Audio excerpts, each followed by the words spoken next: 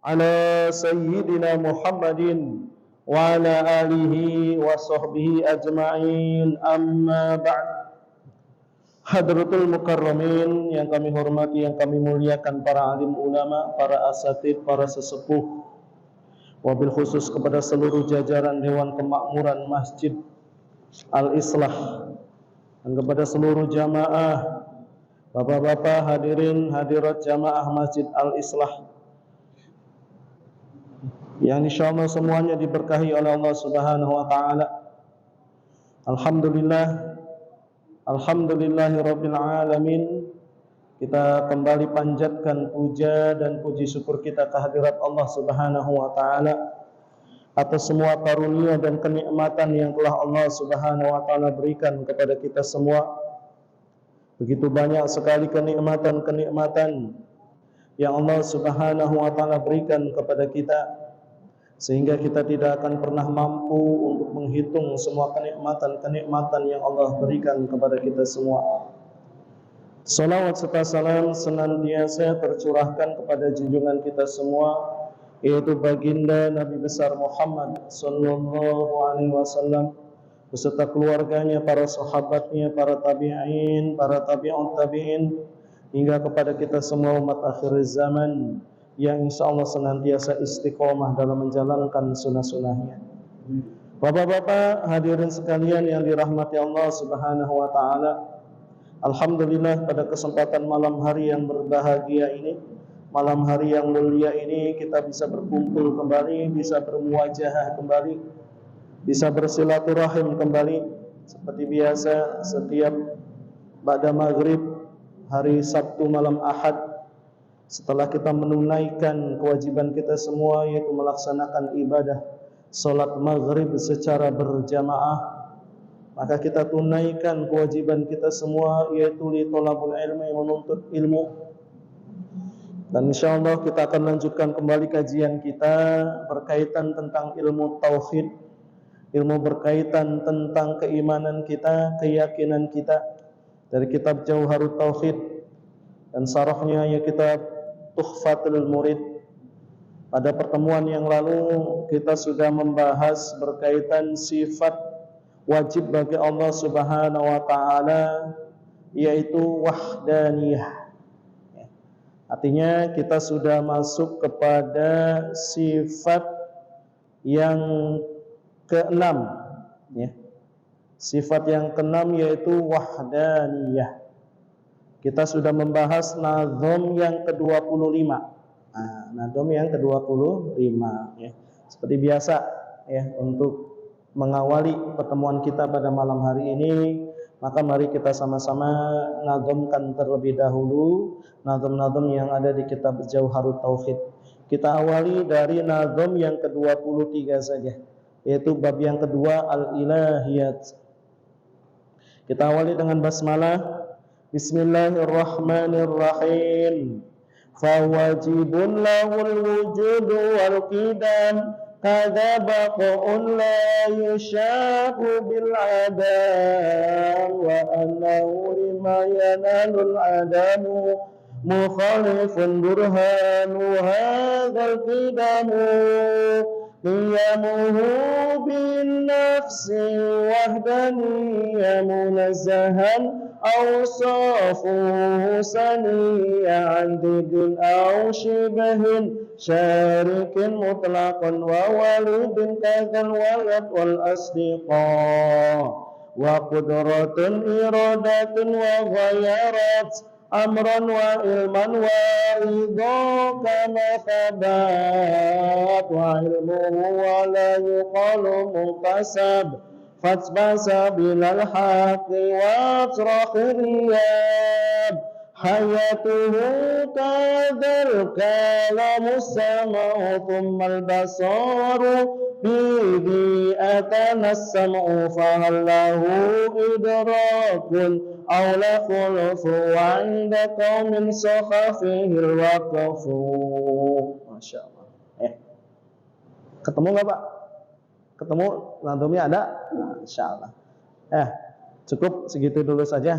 Ya, insyaallah kita nazamkan karena kita juga baru sampai kepada nazam yang ke-25 ya. Masih pembahasan tentang sifat wajib bagi Allah Subhanahu wa taala yang keenam, yaitu wahdaniyah. Ya. Wahdaniyah artinya Allah Maha Esa, tunggal, tidak terbilang. Nah, itu namanya wahdaniyah, ya. Allah Subhanahu wa taala esa pada zatnya. Allah Subhanahu wa taala esa tunggal pada sifatnya. Allah Subhanahu wa taala juga esa tunggal pada af'alnya, pada perbuatannya. Tidak terbilang, tidak sama seperti makhluknya. Maka lawan kata daripada wahdaniyah, sifat mustakhilnya yaitu ta'addud, artinya terbilang. Ya. Apa dalilnya? Allah Subhanahu wa taala ini esa. Allah memiliki sifat wahdaniyah. Dalil naklinya wa ilahukum ilahu wahid. Ya. Dan dialah Tuhan kalian, yaitu Tuhan yang esa. Siapa? Sesembahan kita, yaitu Allah Subhanahu wa ta'ala. Allah Subhanahu wa ta'ala esa. Ya. Dalil akhirnya apa? Kalau seandainya Allah Subhanahu wa ta'ala itu terbilang tidak esa, tidak tunggal, maka berarti Allah Subhanahu wa ta'ala itu makhluk. Ya. Kalau Allah terbilang tidak esa, maka makhluk atau alam raya ini tidak akan berwujud, tidak akan jadi. Ya. Tuh. Jangankan alam raya, satu RT saja kalau ada 2 RT nggak bakalan bisa aman, ribut mulu, ya kan? Satunya punya kebijakan A, satunya lagi punya kebijakan B. Itu satu RT, satu RW sama. Ya. Satu desa, kepala desa, satu desa ada 2 desa, ribut mulu. Masing-masing punya kepentingan. Satu negara sama. Ya, maka begitu pula Allah Subhanahu wa ta'ala memiliki sifat wahdaniyah, Maha Esa. Ya. Wujudnya adalah adanya alam raya ini, ya kan? Laukana fihima ilahatun illallah, ilaha illallah, laukana fihima ailahu alihah, aliham illallah la fasadata, gitu kan? Seandainya pada langit dan bumi ini terdapat Tuhan-Tuhan selain Allah Subhanahu wa ta'ala, maka rusaklah keduanya, tidak ada wujud keduanya. Ya, maka nggak mungkin kalau seandainya Tuhan atau Allah Subhanahu wa ta'ala itu lebih daripada satu. Ya. Dan pada pertemuan yang lalu kita sudah membahas berkaitan penjelasan Allah esa pada zatnya, Allah esa pada sifatnya, Allah esa pada af'alnya, ya. Yaitu Allah tunggal, esa pada zatnya. Terakhir pembahasan Allah tunggal pada af'alnya, ya. Artinya perbuatan Allah Subhanahu wa ta'ala ini tunggal, tidak terbilang, ya. Maka inti daripada pelajaran tauhid itu adalah sifat Allah wahdaniyah ini. Inti daripada sifat tasawuf ini pada sifat wahdaniyah fil af'al, pada perbuatan Allah Subhanahu wa ta'ala, karena nanti akan menentukan tentang keyakinan-keyakinan pada manusia. Kenapa?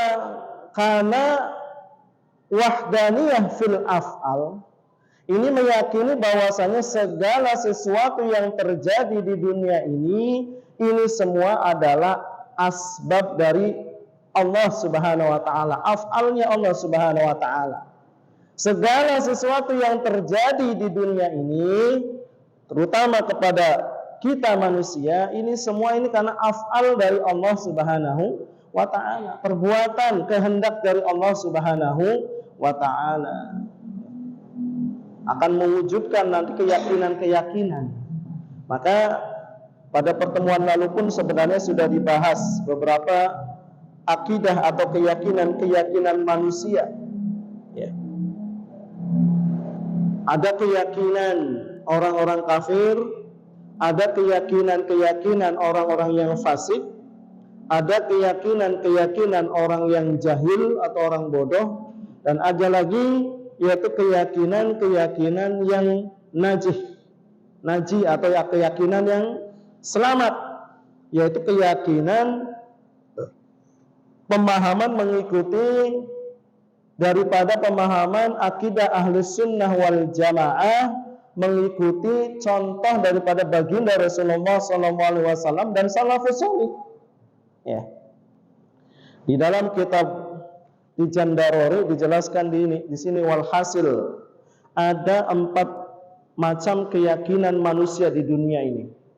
Yang pertama yaitu anna man i'tiqad annal asbabul adiyah kanar wasikin wal akal wasyarab, ya, tu'tharu fi sababiha, ya, yaitu keyakinan orang yang bahwasannya dia meyakini bahwasannya api, pisau, makanan, minuman, ini semua adalah asbab-asbab. Api dia bisa membakar, sikin, pisau atau pedang, wal qata bisa memotong, wal akal makanan mengenyangkan, wasyarab minuman bisa menghilangkan haus. Dia meyakini bahwasanya kebendaan-kebendaan tersebut atau makhluk-makhluk tersebut bisa memberikan manfaat dan mudarat secara 100% tidak ada kaitannya dengan Allah Subhanahu wa taala, fahuwa kafirun. Maka ini golongannya orang-orang kafir, golongannya orang-orang ateis bil ijma', berdasarkan kesepakatan para ulama. Ya. Tuh, golongan yang pertama yaitu orang yang berkeyakinan atau beriktikad bahwasanya kesan atau hasil, maksudnya kesan di sini itu sesuatu yang terjadi pada suatu, contohnya kayak tadi api, ya, api bisa membakar. Nah, membakarnya ini namanya kesan. Nah, salah satu sikin, pisau, golok bisa memotong, bisa membelah. Nah, ini namanya kesan atau hasil. Datang karena makhluk itu sendiri, artinya makhluk itu bisa memberikan manfaat dan mudarat dari tabiatnya sendiri, maka orang tersebut dihukumi oleh kesepakatan para ulama hukumnya kafir, ya. Sebab makhluk itu sifatnya cuma satu. Apa sifatnya makhluk? La haula wala quwwata illa billah. Makhluk itu tidak bisa memberikan manfaat dan mudarat tanpa illa billah, seizin dari Allah Subhanahu wa taala. Ya. Awas, hati-hati ini keyakinannya orang-orang ateis itu seperti ini. Ya. Artinya enggak ada kaitannya dengan Allah Subhanahu wa taala. Ya, kalau kita lapar ya makan. Kenapa? Karena yang memberi kalau lapar. Karena kenapa? Makan makanan itu bisa menghilangkan lapar. Kalau kita haus ya minum. Kenapa? Karena yang bisa menghilangkan haus itu adalah air, minuman. Kan? Kalau seandainya kita nggak punya duit, kerja. Karena yang bisa memberikan rezeki duit itu ya kerjaan. Ya. Kalau kita sakit, ya berobat. Kenapa? Karena yang bisa menyembuhkan penyakit itu adalah obat, dokter. Awas. Ini hukumnya kafir, hati-hati nih. Ya. Akan tetapi meskipun demikian, ini secara i'tiqad, keyakinan. Adapun kalau ada orang yang menyatakan demikian, maka tetap kita harus berhusnudzon, berprasangka baik saja, ya kan? Ada orang sholat, teman kita, teman pengajian kita, gitu kan? Kadang-kadang suka ngomong seperti itu. Aduh, nggak punya duit nih, ya udah kerja sana. Kita jangan berprasangka kafir lu, jangan. Ya, tetap kita berprasangka baik kepada dia. Mungkin yang dimaksud di situ bukan dia yakin kepada kerjaan. Ya, ketika kita sakit, sana ke dokter, sana berobat. Ya. Nah, tetap kita berprasangka baik saja. Mungkin saja yang dimaksud dia itu bukan secara etikotnya. Ya, karena dia masih sholat, masih ngaji dengan kita. Maksudnya dia hanya sebatas ucapan saja. Kan nggak pantas kalau seandainya tiba-tiba dia mengatakan, lagi ngapain lu? Gitu kan? Allah Subhanahu wa taala sedang mendudukkan saya di Masjid Al-Islah. Kesannya kayak terlalu ekstrim banget bahasanya. Ya kan? Lagi ngapain lu? Allah Subhanahu wa taala sedang menghilangkan lapar, lagi makan. Allah sedang menghilangkan lapar saya. Ini orang-orang yang kayak gini nanti kalau disampaikan kepada orang-orang yang awam, dikiranya orang-orang apa kira-kira? Tuh. Yang pertama ya, awas nih, hati-hati. Ingat, secara etikad. Ya, itu yang pertama. Kemudian yang kedua, ada lagi golongan orang yang dijelaskan di sini, yaitu orang yang beriktikad bahwasanya segala sesuatu terjadi oleh Allah. Akan tetapi karena kekuatan yang dititipkan oleh Allah Subhanahu wa taala kepada benda tersebut atau kepada makhluk tersebut. Nih, ya kan? Contoh, kayak tukang jam. Jamnya mati karena baterainya habis sehingga tidak bisa berputar jarumnya.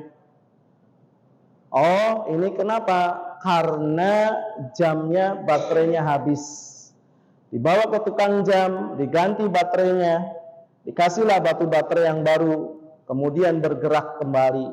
Kenapa nih kok bisa bergerak? Ini bergerak karena Allah Subhanahu wa taala telah memberi kekuatan kepada baterai jam tersebut sehingga jarum yang ada di jam tersebut bisa bergerak. Artinya Allah memberi kekuatan kepada baterai tersebut. Setelah itu Allah berlepas diri daripada baterai tersebut.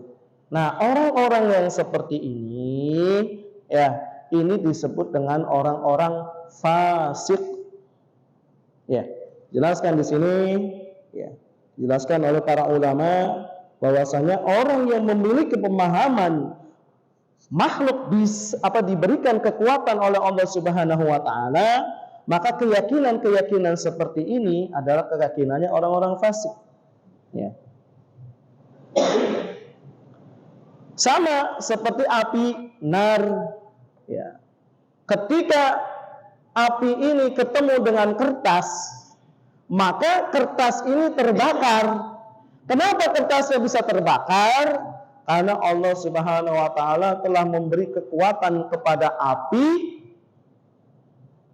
untuk bisa membakar kertas. Tuh. Setelah itu Allah berlepas diri daripada api tersebut. Ini pemahaman-pemahaman seperti ini, inilah pemahaman yang dianut oleh orang-orang Mu'tazilah. Tuh. Akidah Mu'tazilah itu seperti itu. Ya. Allah Subhanahu wa terkesan seolah-olah bahwasanya Allah Subhanahu wa taala itu untuk membakar kertas, untuk bisa menghilangkan penyakit harus butuh pada api, butuh pada obat, butuh pada dokter. Itu loh. Padahal Allah Subhanahu wa taala enggak butuh menghilangkan istilahnya penyakit dengan dokter, obat, enggak butuh, makhluk. Ya. Begitu pula ketika api membakar, Allah tidak untuk membakar suatu kertas, nggak butuh dengan makhluk, dengan api. Allah cukup mengatakan apa?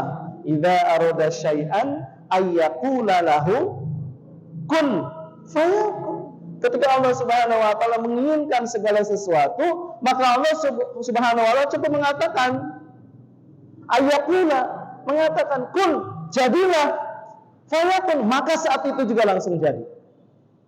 Allah. Ya. Jadi terkesan seolah-olah Allah itu butuh kepada api. Nah, orang-orang yang seperti ini orang-orang yang fasik. Banyak nih orang-orang yang memiliki pemahaman seperti ini. Ya, nggak punya duit nih, ya udah sana kerja. Ya, seolah-olah bahwasanya dengan kerja itu maka dia akan menghasilkan rezeki, menghasilkan duit. Padahal yang ngasih rezeki siapa? Allah. Ya, bukan kerjaan. Kalau seandainya kerjaan itu bisa menghasilkan uang, maka setiap orang yang kerja pasti dapat duit, pasti kaya. Iya kan? Ada orang kerja, ya kan? Kaya, ada nggak? Ada. Ada orang kerja nggak kaya-kaya, segitu-gitu aja, ada nggak? Ada. Ada orang yang kerja malah bangkrut, miskin, ada. Banyak, ya kan? Kalau seandainya kerjaan itu bisa mendatangkan rezeki, bisa mendatangkan uang, semua orang kerja pasti kaya. Tuh. Benar nggak nih? Tuh. Kalau pemahaman orang Mu'tazilah tidak, nggak punya duit kerja. Kenapa? Karena kerja itulah salah satu jalan supaya kita bisa mendapatkan rezeki, mendapatkan uang. Allah memberikan kekuatan kepada kerjaan supaya kerjaan itu bisa mendatangkan rezeki. Tuh, ini orang-orang fasik, ya. Pemahaman orang-orang ahli bid'ah. Pemahaman yang baru. Tidak ada contoh dari Rasulullah pemahaman seperti ini. Ya, bid'ah di sini bukan bid'ah tahlilan maulidan aja, ya kan? Bukan bid'ah itu, bid'ah secara akidah itu seperti ini, ya, menyelisihi pemahaman dari baginda Rasulullah Sallallahu Alaihi Wasallam. Kemudian ada lagi orang yang ketiga, ya, yaitu dijelaskan di sini waman i'tiqad annal mu'athar huwa Allah Ta'ala lakin ja'ala bainal asbab wa musabbab, ya, yaitu orang yang beriktikad bahwasanya Allah Subhanahu wa taala menciptakan hasil, menciptakan kesan, akan tetapi akibat harus ada sebab dulu, atau disebut di sini asbab musabab. Segala sesuatu hasil atau kesan itu karena adanya sebab akibat. Ya. Orang yang meyakini bahwasanya Allah yang memberikan rezeki, tetapi Allah akan memberikan rezeki kalau seandainya kita kerja. Tuh. Jadi rezeki itu akan datang kalau seandainya kita kerja. Nah, ini namanya sebab akibat, ya. Ketika ada kertas, kemudian ada api, ketika kita satukan kertas dan api tersebut, maka terjadilah yang namanya kebakaran. Maka kebakaran ini dikarenakan karena ada api, namanya sebab musabab, ya, atau sebab akibat. Orang-orang yang seperti ini awas bahaya nih pemahaman orang seperti ini. Kalau dijelaskan di sini, maka dikatakan golongan orang yang ketiga ini adalah disebut dengan golongan orang-orang jahil, orang-orang yang bodoh. Kenapa? Karena dia lebih mengedepankan akalnya, logika dia. Bahayanya orang-orang seperti ini bisa menyebabkan kekafiran. Ketika dia melenceng, nih,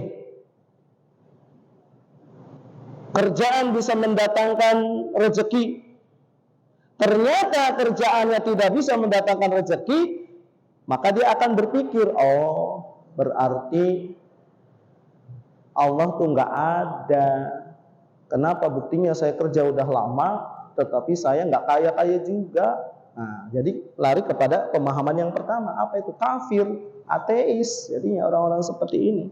Kenapa? Lebih mengandalkan kepada logika. Ya. Kalau pemahaman yang kedua, ya, dia meyakini bahwasannya Allah yang melakukan atau menghasilkan tersebut. Api bisa membakar atas izin Allah, tetapi Allah yang memberikan kekuatan kepada api tersebut. Allah berlepas diri daripada api tersebut. Tetapi kalau pemahaman yang kedua ini beda. Ya, apa itu pemahamannya? Allah yang membakar. Tetapi terbakarnya kertas tersebut dikarenakan ada sebab akibat. Seolah-olah sama. Allah Subhanahu wa ta'ala juga membutuhkan kepada api. Ketika kita sakit, maka kalau pengen sembuh, ya berobat. Kalau seandainya tidak berobat, ya nggak sembuh-sembuh. Nah, pemahaman orang seperti ini namanya pemahaman sebab akibat. Orang yang seperti ini pemahamannya orang-orang yang bodoh. Awas, orang-orang yang jahil. Makanya awas, hati-hati nih, pemahaman yang ketiga juga ini bisa berbahaya. Kenapa? Nanti karena dia mengedepankan logika, mengedepankan kepada pola pikirnya, ya, akhirnya apa? Bisa-bisa orang tersebut ketika beramal kemudian amalannya itu tidak bisa mendatangkan kebaikan dalam kehidupannya, maka dia tidak akan yakin lagi kepada Allah Subhanahu wa ta'ala. Bahkan bisa saja orang tersebut ini nggak yakin dengan akhirat jadinya. Kenapa? Mengedepankan kepada logika, adanya sebab akibat. Tuh. Awas, hati-hati nih orang-orang yang memiliki pemahaman seperti ini. Ini banyak juga nih, ya, orang-orang seperti ini nih. Ya kan, walaupun masih dia tidak dikatakan sebagai orang kafir ataupun orang-orang ateis, ya, kenapa? Karena dia masih membawa nama Allah. Orang yang kedua tadi, orang fasik juga sama, apa? Masih membawa nama Allah. Ya. Orang yang ketiga juga sama, masih membawa nama Allah. Tuh. Nah, sekarang golongan yang keempat dijelaskan di sini. Orang yang keempat yaitu orang yang meyakini bahwasannya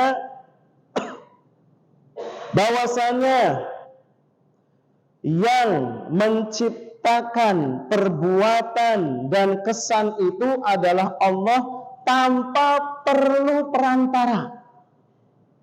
Bahwasanya yang bisa mendatangkan manfaat dan mudarat itu adalah Allah Subhanahu wa ta'ala, dan Allah Subhanahu wa ta'ala mendatangkan manfaat dan mudarat ini tidak berhajat kepada makhluk sedikit pun. Tuh. Ini pemahaman yang dikatakan di sini disebut dengan pemahaman orang-orang yang naji, orang-orang yang selamat, pemahaman akidah yang lurus, akidah yang benar. Ya. Jadi ketika ada kertas, kemudian ada api, kemudian bertemu, maka akan terjadi yang namanya kebakaran. Maka pemahaman orang-orang yang lurus, orang-orang yang selamat, akidah Ahlussunnah wal Jamaah yang benar itu, yang menciptakan kertas adalah Allah, yang menciptakan api adalah Allah, maka ketika bertemu, ketika terjadi kebakaran ini pun karena atas izin Allah Subhanahu wa ta'ala, dan Allah tidak berlepas daripada kebakaran tersebut, masih tetap di dalam pantauan Allah Subhanahu wa ta'ala, berada di dalam kekuasaan Allah Subhanahu wa ta'ala. Tuh pemahaman yang benar begitu. Benar gak nih? Ya, ketika kita lapar, yang menciptakan lapar siapa? Allah. Ya kan? Yang menghilangkan lapar Allah. Ketika kita makan, hilang lapar, maka bukan makanan yang menghilangkan lapar, tapi Allah Subhanahu wa ta'ala. Adapun ketika hilang lapar itu juga atas kehendak Allah Subhanahu wa ta'ala.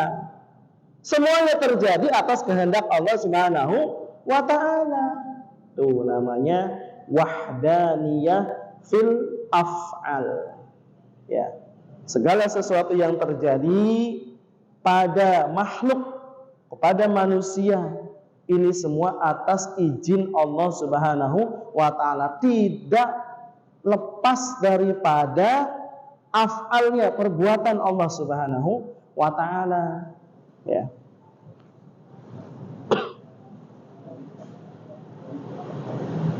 Tuh, seperti itu pemahaman yang benar. Ketika kita sakit, ya, maka kita minum obat, datang ke dokter, kemudian sembuh. Maka ketika penyakit ketemu dengan obatnya, sembuh. Yang memberikan penyakit adalah Allah, yang menciptakan obat juga adalah Allah, ketemu keduanya, yang menyembuhkan juga adalah Allah. Awas, iya, tapi kan melalui perantara. Perantaranya apa? Perantaranya obat. Nah, ini pemahaman orang apa namanya? Jahil. Awas, ya. Kadang-kadang banyak kan yang kayak gitu.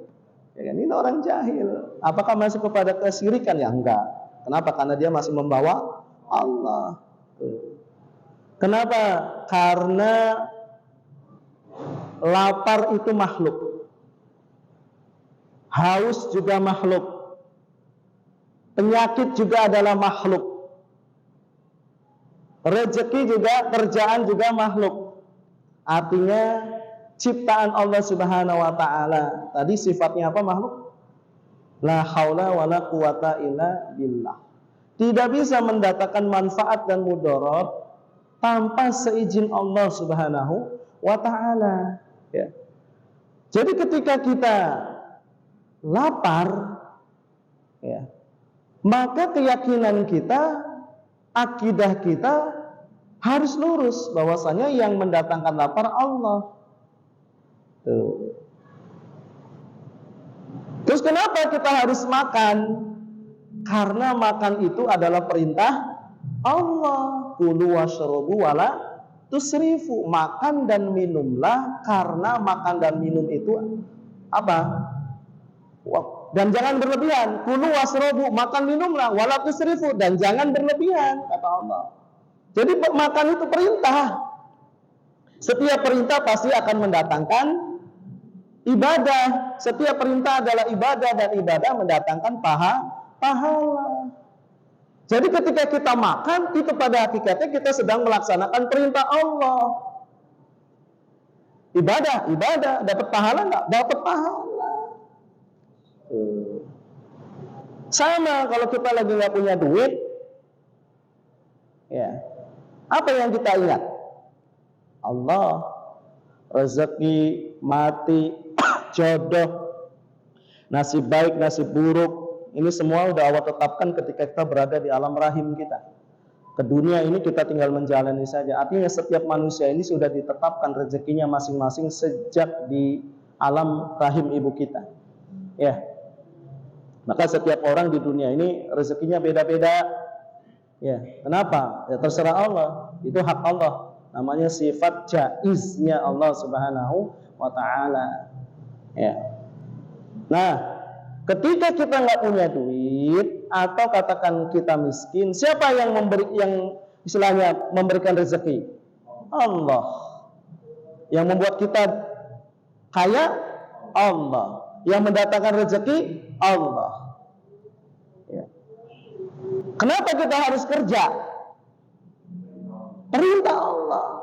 Di dalam surat Al-Jumu'ah dikatakan, wa idza qudiyatis shalah fantasiru fil ardh. Apabila engkau selesai sholat, maka bertebaranlah kamu di muka bumi. Maksudnya bertebaran di sini itu apa? Kerja. Wabtaghu min fadlillah, mencari keutamaan Allah. Makanya orang yang kerja itu bukan karena untuk apa mendatangkan rezeki, tapi karena perintah Allah. Perintah itu adalah ibadah.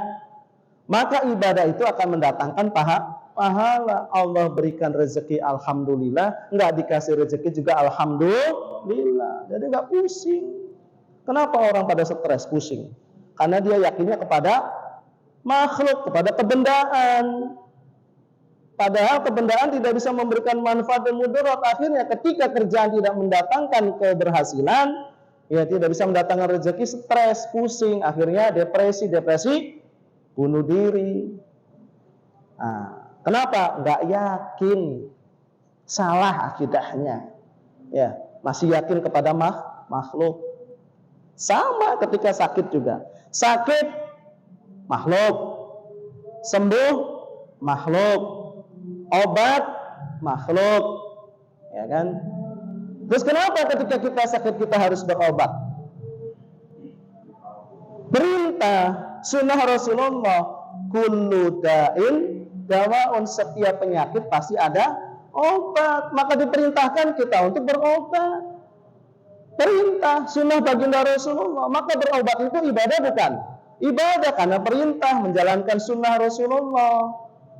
Ya kan? Setiap bulan dibekam, ya kan? Perintah Rasulullah saja tiap bulan dibekam. Berobat kan dari penyakit sama. Itu kan kenapa ibadah sunnah, menghidupkan sunnah baginda Rasulullah Sallallahu Alaihi Wasallam. Bisa dipahami? Maka keyakinan kita sebagai orang yang sudah belajar akidah yang lurus yang benar, terutama keyakinan kita berkaitan sifat Allah wahdaniyah fil af'al, maka harus pemahaman kita yang keempat ini. Nggak boleh ya keyakinan yang pertama, apalagi ini hukumnya kafir. Ya, apalagi kalau kita meyakini yang memberikan Allah juga yang apa benda juga bisa memberikan, ini namanya syirik. Awas. Ya, bendaan bisa memberikan manfaat dan mudarat, tapi dia masih yakin sama Allah, syirik. Allah tidak akan mengampuni dosa syirik. Masya Allah. Bisa dipahami ya? Nah, baik, ya. Sebagai penutup apa? Penutup sifat wahdaniyah. Intisari dari pelajaran tasawuf adanya di sini nih. Ya. Makanya kita harus perbaiki dulu nih akidah keyakinan kita ini. Nih yang berkaitan wahdaniyah fil af'al ini. Ya kan? Baik, kemudian nazam yang selanjutnya, nazam yang ke-26, andidin aw shibhin syarikin mutlaqan. Andidin aw shibhin syarikin mutlaqan wa walidin kadzal walad wal asdiqa. Andidin, dan Allah Subhanahu wa taala disucikan dari yang melawan atau lawannya. Apa itu? Au shibhin, yang menyamai Allah Subhanahu wa taala. Allah disucikan dari yang melawan. Enggak ada yang bisa melawan Allah Subhanahu wa taala. Makhluk ciptaan semuanya enggak ada. Allah disucikan, enggak ada lawan Allah Subhanahu wa taala. Au shibhin, ataupun yang menyamai Allah Subhanahu wa taala. Syarikin, ataupun Allah disucikan dari sekutu. Mutlakon, secara mutlak sudah. Allah Subhanahu wa taala secara mutlak disucikan dari lawan, disucikan dari apa yang menyamainya, ataupun dari sekutu. Wa walidin, maupun Allah Subhanahu wa taala juga disucikan dari memiliki orang tua, bapak dan ibu, orang tua. Kadzal walad, begitu pula Allah Subhanahu wa taala juga disucikan dari memiliki anak. Wal asdiqo, Allah Subhanahu wa taala tidak butuh sama teman. Ngapain Allah butuh teman? Ya, enggak ada yang bisa setara dengan Allah Subhanahu wa taala. Ya, apa dalilnya? Surat Al-Ikhlas, ya kan? Qul huwallahu ahad. Katakanlah, dialah Allah Subhanahu wa taala, Tuhan yang esa, Tuhan yang tunggal, tidak terbilang, ahad. Allahus Somad, dialah Allah Subhanahu wa taala, tempat bergantung seluruh makhluk.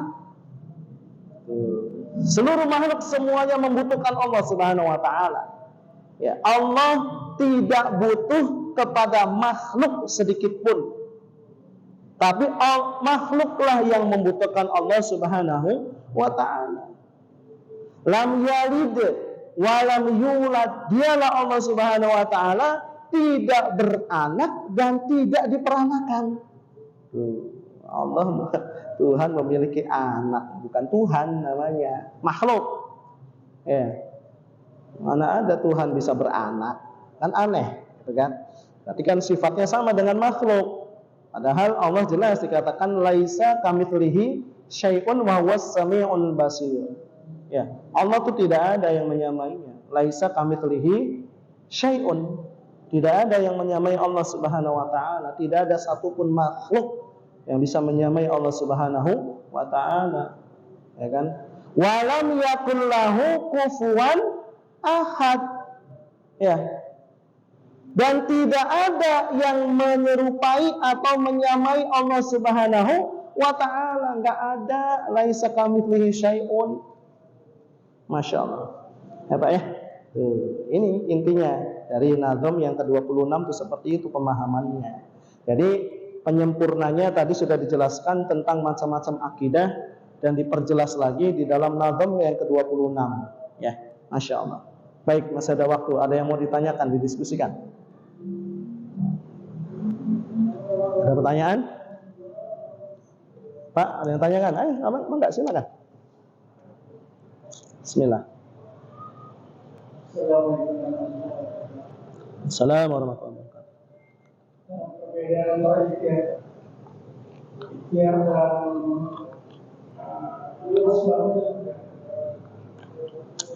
ya, asbab itu ikhtiar, Pak. Sebab, asbab itu. Asbab itu jamak dari sebab. Ikhtiar. Ikhtiar juga makhluk. Ikhtiar itu makhluk. Berarti ikhtiar itu membutuhkan Allah. Asbab sama dengan ikhtiar sebenarnya. Asbab itu sebab segala sesuatu yang bisa mendatangkan manfaat dan mudarat namanya asbab. Ikhtiar itu namanya usaha. Ya sama. Ya kan? tidak ada perbedaan. Enggak ada, sama. Artinya asbab dengan ikhtiar ya sama-sama makhluk. Iya. Maksudnya gini kan. Ikhtiar itu sudah. Iya. Betul. Nah, ketika kita berikhtiar, tetap tidak ada Allah. Jadi, meyakini bahwa ikhtiar ini adalah perintah. Iya. Jadi itu bukan juga kerja dan usaha. Iya. Tapi karena ada ikhtiar. Iya. Nah, ketika ikhtiar itu kita berfokus dengan hasil, itu berlanjut. Iya. Hasil itu lillah. Iya. Jadi saya maksudnya Iya. berbeda antara asbab dan ikhtiar itu. Sama. Ikhtiar dengan asbab itu sama. Ya kan? Asbab itu kan dari kematian. Cuma kalau ikhtiar memang lebih cenderung kepada usaha, pekerjaan, itu ikhtiar. Sesuatu yang kita kerjakan, kita lakukan namanya ikhtiar. Kalau asbab ya sebab-sebab, gitu kan? Mati udah ketetapan Allah Subhanahu wa taala, tapi sebabnya beda-beda. Apa? Bisa karena sakit, bisa juga karena ketabrak motor, bisa juga karena kita istilahnya tanpa sebab, bisa juga. Nah, itu namanya asbab. Ya, betul. Ikhtiar sebab makhluk. Artinya tidak ada kaitannya dengan kesan atau hasil. Nggak ada. Nah, jadi kalau pemahaman Bapak tadi benar, ya kita diperintahkan untuk ikhtiar. Jadi ikhtiar itu adalah perintah, asbab perintah sama. Jadi keyakinan kita ini bahwasanya ikhtiar sama asbab itu perintah, bukan mendatangkan hasil. Kalau ikhtiar asbab itu bisa mendatangkan hasil, kalau Bapak meyakininya 100% hukumnya kafir. Tetapi kalau Bapak meyakini ikhtiar asbab itu diberi kekuatan oleh Allah Subhanahu wa taala bisa mendatangkan manfaat mudarat, Bapak hukumnya fasik. Tetapi kalau Bapak meyakini bahwasanya dengan ikhtiar, dengan asbab itu, inilah sebabnya kita bisa mendatangkan hasil atau mendatangkan kesan, Bapak hukumnya bodoh, jahil. Ya, makanya keyakinan orang yang benar bahwasanya ikhtiar, asbab dengan hasil, dengan kesan itu nggak ada hubungannya. Apa hubungannya kerja dengan rezeki? Ada nggak? Nggak ada. Apa hubungannya sakit kemudian berobat sembuh? Apa hubungannya antara sakit dengan obat? Nggak ada. Yang ngasih penyakit siapa? Allah. Yang menyembuhkan siapa? Kenapa kita harus berobat? Perintah Allah. Bisa dipahami, Pak? Seperti itu. Itu keyakinan orang-orang yang naji dijelaskan di dalam akidah Ahlussunnah wal Jamaah seperti itu. Jadi jangan pernah terbesit sedikit pun keyakinan kita kepada asbab yang bisa mendatangkan manfaat dan mudarat. Banyak nggak orang-orang yang sesat? Banyak nggak keyakinan orang yang salah? Tuh. Makanya ini sengaja nih saya harus bahas kembali. Tadinya mau saya bahas kepada kudrat, tapi setelah saya bahas, saya buka-buka kitab Pijan Daruri. Kan biasanya saya di sini Pak pakainya kitab Jawharut Tauhid. Tetapi saya sepintas tadi saya buka-buka Pijan Daruri. Wah, ini penting, harus dibahas ini. Walaupun sepintas pada pertemuan yang lalu sudah saya bahas, gitu kan? Masya Allah. Bisa dipahami ya Pak ya? Nah, lurus akidahnya, insya Allah selamat. Yang seperti itu ya Pak ya. Hidup tenang Pak kalau keyakinan seperti itu. Hidup kita tenang, nggak pusing kita. Iya, orientasinya kita itu karena ibadah. Mau dikasih rezeki syukur, dikasih sembuh syukur, dikasih sakit syukur, biarin. Ini semuanya adalah asbab af'alnya Allah Subhanahu wa taala. Akidah Ahlussunnah wal Jamaah itu seperti itu Pak pemahamannya. Ya, ada lagi? Ayo. Bapak mau nanya enggak? Sama Pak siapa nih? Udah. Antum ada mau tanya? Salah nanti. Bisa. Hah? Kenapa tuh? Kalau pemahaman awam Iya. dengan kondisi seperti ini, yang kan harus. Iya. Betul. Makanya kalau kita membahasnya lebih dalam, ada lagi pembahasannya di dalam kitab Al-Hikam. Ada pembahasannya. Apa sih kaitannya asbab? Ini kaitannya nanti dengan amalan kita, Pak. Kaitannya dengan amalan kita. Ya, sedikit ya kita biar lebih jelas ya. Atau Bapak mau dibahas nanti pada Isa? Sedikit saya bahas ya. Saya bahas sedikit.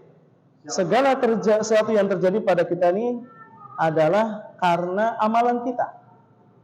Jadi di dalam kitab Al-Hikam disebut ada dua makom. Ada yang disebut dengan makom asbab, ada yang disebut dengan makom tajrid. Nah, apa itu? Kalau makom tajrid, ini makom yang sudah tidak bergantung kepada asbab. Tuh. Entah itu rezeki, entah itu sakit, atau entah dengan segala satu. Ini makom tajrid. Kenapa?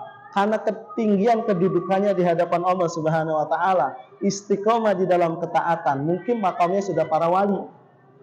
Iya, hakikat. Nah, kalau yang asbab, ketika dia mendatangkan hasil, mendatangkan ini harus melalui asbab. Syariat, gitu kan. Nah, keduanya ini Awas, hati-hati. Orang yang makomnya asbab, jangan pernah dia mengatakan bahwasanya semuanya ini kan dari Allah.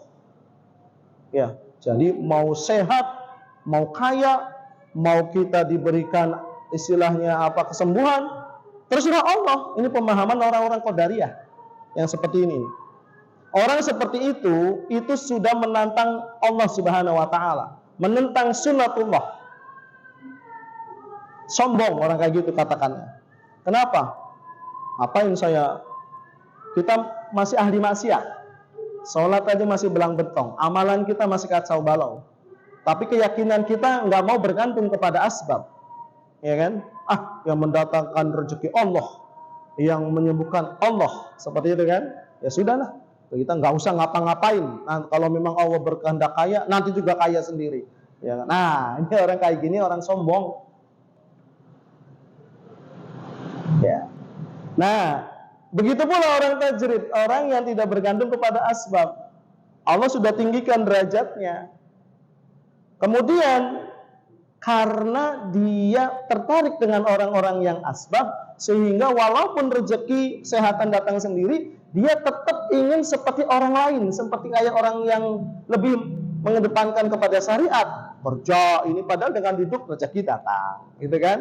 Padahal dia dengan zikir aja sembuh penyakit, gitu kan? Orang seperti ini yang makomnya sudah Allah tinggikan menjadi tajrid, tapi dia pengen kepada orang yang asbab, maka orang yang seperti ini sudah menghinakan diri sendiri.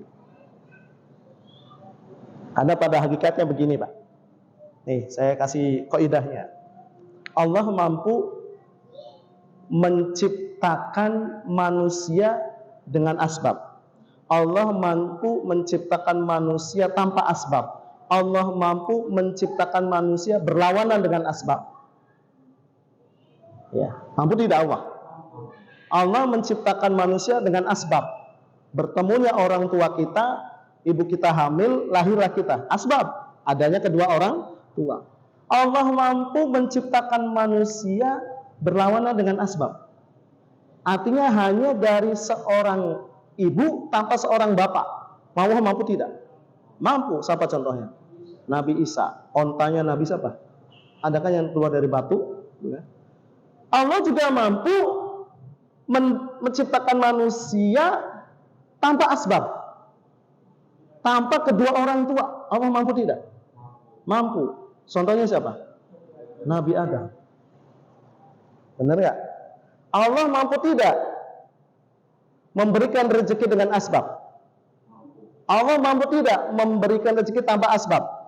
Allah mampu tidak memberikan rezeki tanpa berlawanan dengan asbab? Mampu. Allah mampu tidak menyembuhkan penyakit dengan asbab? Mampu. Allah mampu tidak menyembuhkan penyakit tanpa asbab? Mampu. Allah mampu tidak menyembuhkan penyakit bahkan berlawanan dengan asbab? Mampu. Bapak makomnya yang mana?